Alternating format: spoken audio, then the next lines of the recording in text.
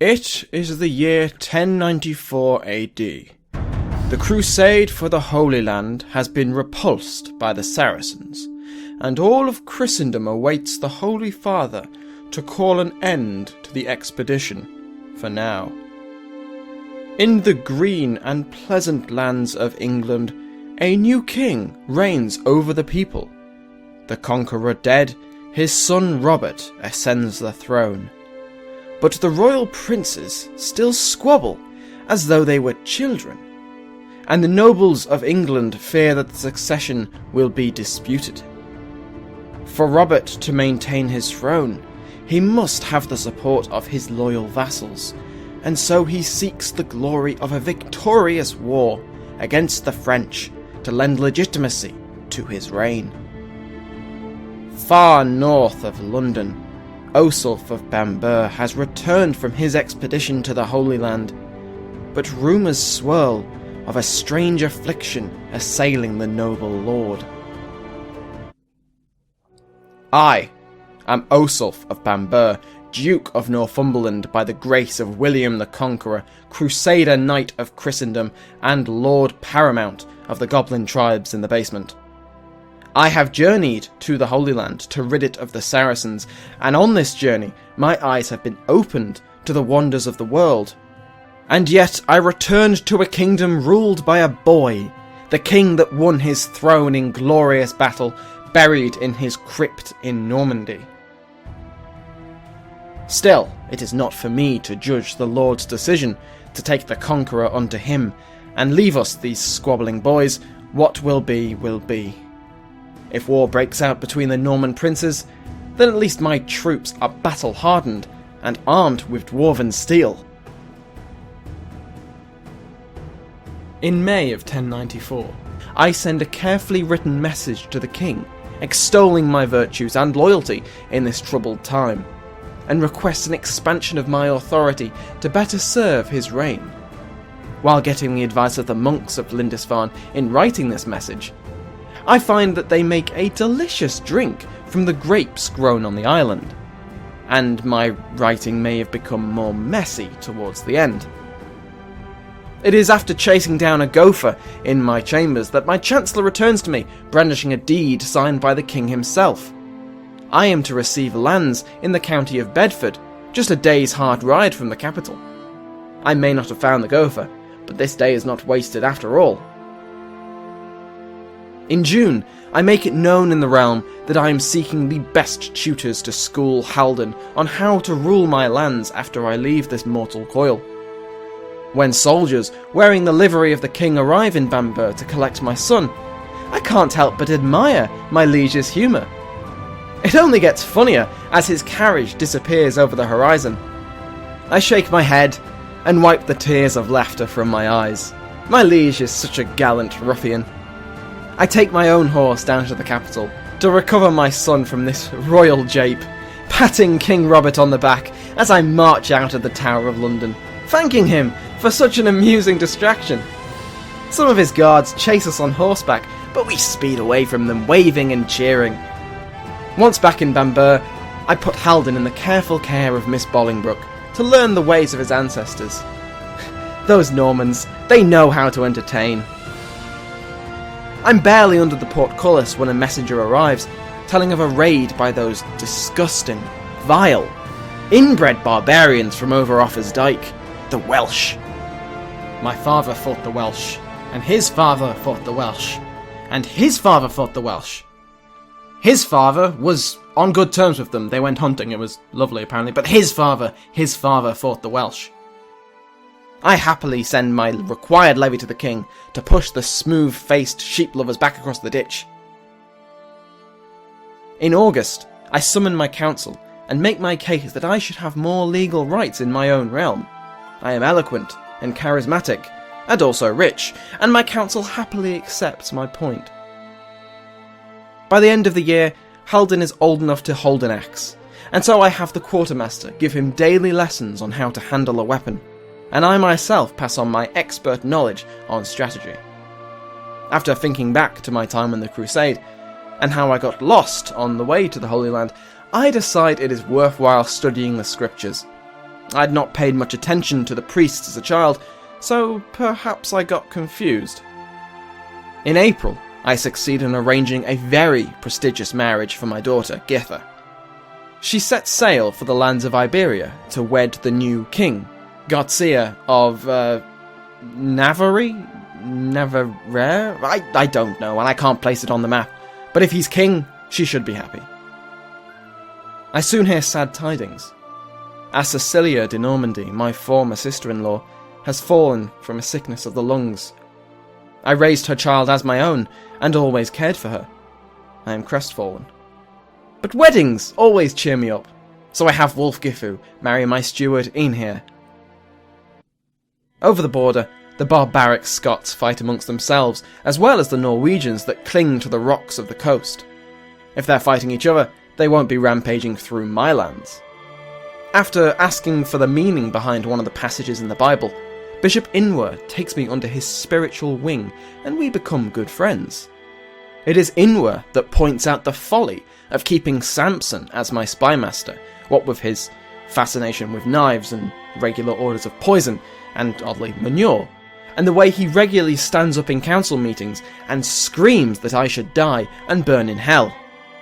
I take his point, replacing him with Mayor Aethelwine, who I send to London to support my Chancellor, Seacalm, at court. I then receive reports that Seacalm has committed some grievous error, and now the king dislikes me even more. At the beginning of the year 1097, the Holy Father finally calls an end to the crusade. The forces of Christendom were defeated, and those that did not contribute have been noted, namely the Sovereign of England. I can rest well, knowing I have done my part and will have my sins forgiven. In May, I meet with Bishop Anquetil, a vassal from my new fiefdom of Bedford, who visited Bambur to meet his new liege. We get on very well, despite his odd accent and mannerisms.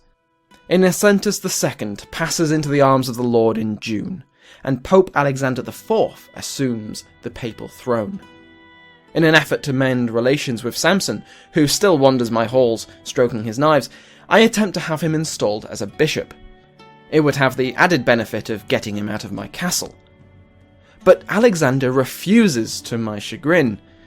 More interesting news arrives that Godwin of Godwinson, son of Harold of Godwinson, former King of England, has arrived on the Welsh border with an army, here to reclaim his family seat. But if an Anglo-Saxon was to recover the throne, I would not be too distressed, and wish him The bastard is besieging Bedford! He cannot be allowed to do this with impunity, especially when he could march on London with little difficulty. I raise my forces and head south, protecting both my liege's throne and my own land. To support my own levies, I hire a passing mercenary company, and now field an overwhelming force. In December, I meet the pretender in battle and drive him from the field. His army weakened, Godwin joins forces with the hated Welsh, an act of terrible betrayal to his tribe. While I am away at war, I receive a message from my wife telling me that Pharamond the Lewd returned to Bambur, and now Agatha is with child. His wandering cock is becoming a nuisance. While sitting in my hall in Bedford, lest Godwin strike again, I finish reading the Bible in its entirety and find much wisdom in its pages. And in October, Haldan, my son, who I had brought on campaign to put his teachings into action, is borne aloft by the men and hailed as a man. He is a strong and tactical man, and will likely bring much glory to the armies he commands when I am gone from this world. In part due to my defence of his throne while he fights in France, Robert offers to marry his own daughter, Princess Frisenda, to Haldan. Truly, this will be a powerful alliance of liege and vassal. Inwer writes to me, asking for advice as his fellow bishops pester him constantly, despite his pious service to the church. I tell him to answer their complaints with variations of, that would be an ecumenical matter, which should silence any issues he faces. With my loyal service and the betrothal of my son to his daughter, again, I request to sit on my liege's council. I disband my army and let them return to the fields as the French cross the Channel and begin their invasion of the tactical linchpin of Surrey. To my surprise, the king accepts my council proposition, and I become the steward of England. I do not know how to count, so this may be challenging. I go on a pilgrimage to Jerusalem without an army this time, and as I board the ship, Ranulf, the king's chancellor, meets with me and requests my council support. I tell him he has it while I am away, and as before, my wife Githa takes on the mantle of regent in my absence. I land on the coast of the Levant, and as it begins to rain, I continue to march as a sign of piety. When the walls of Jerusalem are in sight, my illness shifts. It is surely a sign. I stay in the holy city for some time before returning home in May of 1099, wise from my journey. I am back just in time for the arrival of Princess Frisenda for her marriage to Haldan, and I notice my son take a step back as the veil is lifted. Alas, the princess has not inherited the best features, but during our conversation it is clear that she is a shrewd and learned woman who will serve my son well as his duchess. In September, I meet with my council and convince them to expand my bureaucracy to better administer my land. And in October, Mayor Aethelwine passes from this world, leaving the position of spymaster vacant. I replace him with Orderic of Berkensted, a cunning yet loyal man. My second son, Adolf, will learn the art of diplomacy to best serve his brother. And news comes of the king's defeat against France. This defeat is swiftly followed by the victory of the Welsh, but this victory cost them valuable men and treasure, and they fight among themselves. As my armies are strong, and my councillors and son make the case for war, I seek to press the claim on the kingdom of Deheubarth for my courtier Nest. Her daughter is of my blood, and so I must provide my family with titles. By February of the new century, my forces have gathered in Bedford, and we march west towards the Welsh. My son, Haldan, leads the centre, and I attempt to put knife-wielding Samson on the flank in the veiled hope that he falls in battle. But Haldan overrules me and puts an actual tactician in charge. By March of this year, we meet the enemy outside of a small settlement called Rhuddlan, and our forces outnumber them 2-1. With almost contemptuous ease, we crush their left flank, leaving their centre exposed, and Haldan orders volley after volley of arrows to soften them up. As they begin to waver, he calls a full charge, and the enemy breaks before him as the Saxons cut down hundreds of Welsh in the rout. With the battle won, we march south down the coast towards the prize, only to see a rebel army already besieging it. I consider an alliance, but Haldan points out that they should truly owe Nest their allegiance, and he advocates an attack. Despite holding the high ground, their flanks are shattered in the opening salvo, and their centre is left open for the kill. As the rebels flee, we notice that the banners of part of the army are those of Powys. After terse greetings, it is revealed that the Welsh fight amongst themselves, Deheubarth having claimed overlordship over the Powys. We agree to work together in the siege, with the first loot going to the Welsh before Nest will be installed on the throne. After the nagging of my sons and advisors, I agree to send out word that my court requires a wise man as my healer, and soon I hear of a brilliant blind peasant called Sinwulf, who the people claim has a magical touch that can make men walk again. I just need him to fix my pox, so that should be a simple task for one so blessed. I have a purse of coins delivered to the man, and he joins my court. In September, word reaches England of a most controversial appointment to the Holy See, as a priest known for his vices has been raised to the rank of cardinal, a most shameful day for the church. Haldan takes half of the men and moves to relieve the siege of Bedford, which has once again been the target of attack. Ever eager for a fight, he meets the rebel force at Monmouth, and is somehow routed with a hail of Welsh arrows and spears. I bring the remaining half of our army to assist, but he has fled the field when we arrive. Undeterred, I charge the enemy's shield wall, praising the great glowing one at the top of my voice, and my men follow me with their own shouts. We smash the tired Welsh and drive them off. After Haldan gets control of his men somewhere around Cornwall, we merge our forces in the county of Oxford and prepare to face the Deheubarth army that surrounds Bedford. In truth, it is a meagre force, led by a bishop, but they have the advantage of a river. Our forces rain arrows down upon them, avoiding the torrent that would slow any charge. Their morale breaks, and the Welsh flee, and I send my cavalry through the torrent to chase down the slowest of them. We send them fleeing all the way back to their hovels in the valleys, and follow in pursuit. That is the way for victory, and so we shall seize it. On our march to Defed, we encounter a few hundred rebels and line up for battle. We outnumber them handily and begin our assault. As the men advance, Haldan receives a messenger that hurries towards him. His wife, the Princess Rasenda, has borne him a son. The command tent is full of joy as the court congratulates him, the cheers just loud enough to drown out the screams of dying men. Haldan turns to me and announces his son shall be named Osulf, after me. I embrace my son, before donning my helm and charging into the melee. With the rebels forced away, we encircle Defed, its defenders exhausted and weakened after the dispute with their countrymen. In October, news reaches our camp of the submission of Godwin of Godwin. His armies shattered, he approached the king's army on foot, unarmed, and gave himself over to the king's mercy. Godwin languishes in the tower for 2 months, before the king reaches his decision. Godwin is put on a ship to the continent, forbidden to return and stripped of his possessions. He is lucky to escape with his life. Many men would have taken his head. At the turn of the new year, the kindling of the Norman lords is sparked, and Robert de Beaumont leads a revolt against his liege.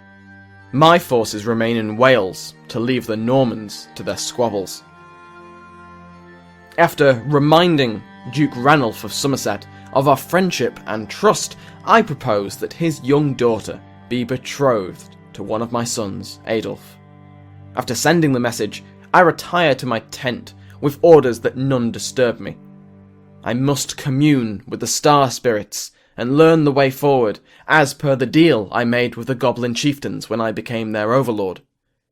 Haldan manages things while I stay in seclusion. When I emerge, it is to the news that Ranulph agreed to my proposal, and our children will marry once both are of age. More importantly, I finally see what a fool I've been all this time.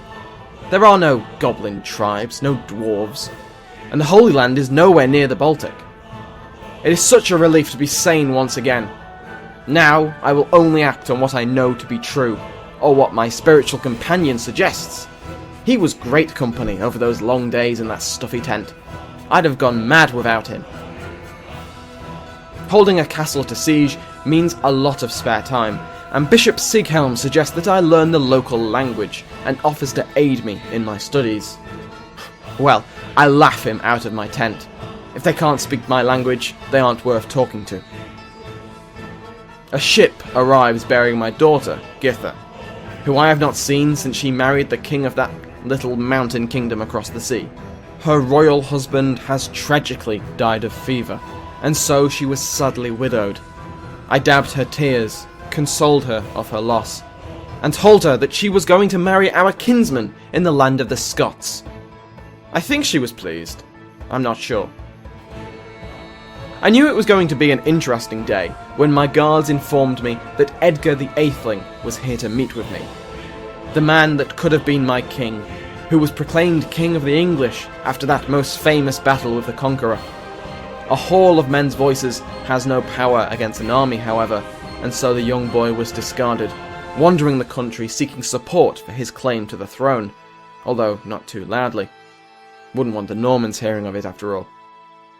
I offer the aging prince the greatest boon he had ever received. I promised one of my daughters, Agatha, in marriage to him, so that our noble families will once again be joined. Finally, in 1103 of our Lord, the defenders of Defed surrender. Their provisions gone, their people starving and diseased. King Sulian is king no more and flees to his wife's holdings, while Nest becomes Duchess of Deheubarth.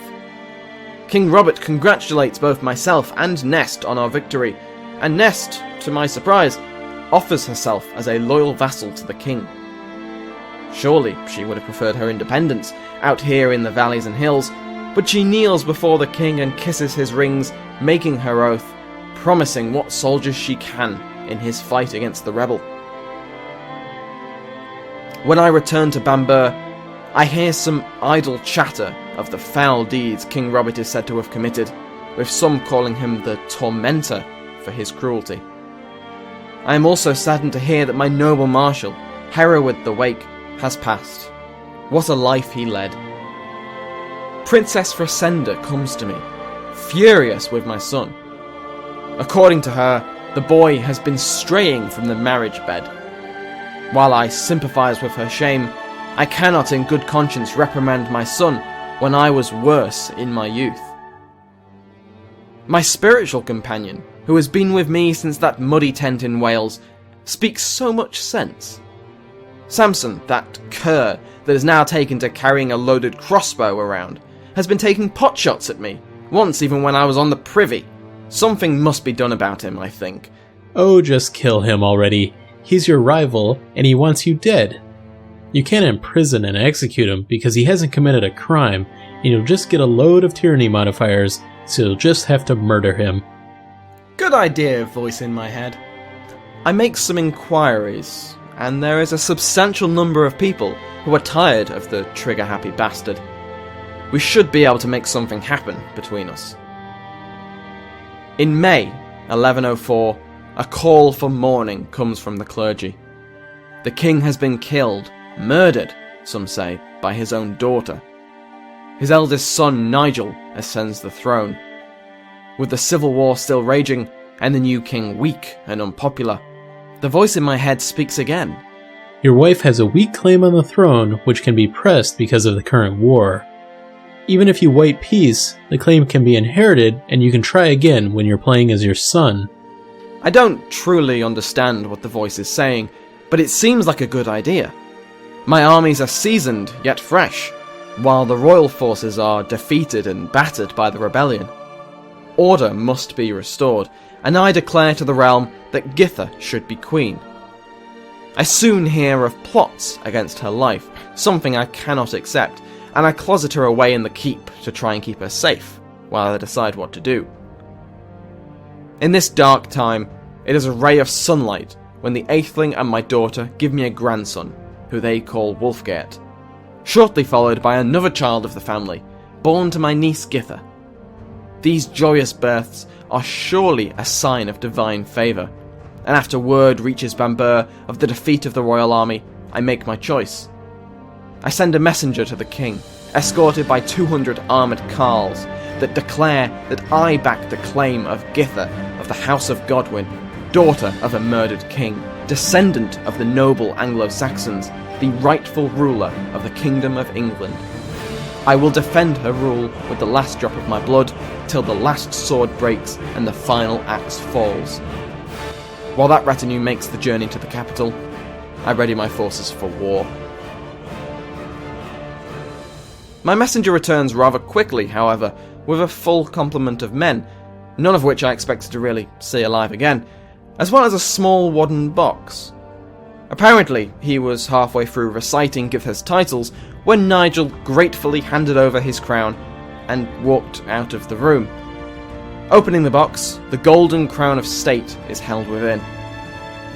My messenger supposed that the king had never truly wanted to rule, and was happy to hand over the responsibility. A bit surprising, and a tad disappointing as well. I got the men all mustered and everything. I'd have stayed at home if I knew it was going to be that simple. Now Queen Githa comes out of the keep, and Bishop Sieghelm presents her with the crown, and the levies cheer their support for their new queen. We march south for Githa to take the reins of the kingdom in London, and she requests that I be her advisor. Despite making her a queen, she still dislikes me, which is a bit rich. Yes, I shamed her publicly multiple times, but I've made her a queen. That should count for something, surely.